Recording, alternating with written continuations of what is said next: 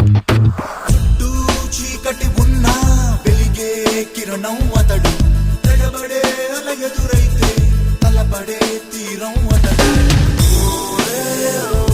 వెను తుఫాను తలోంచి చూసే తొలి నింపుకడం అతడే. తన ఎదలో పగ మేల్కొలుపుతూ ముడి దుడుకుల వల ఛేదించుతూ ప్రతినిత్యం కథనం జరుపుతూ చెలరేగే ఓసరమతడు. Life taught him to be faster, made him had a little thing smooth.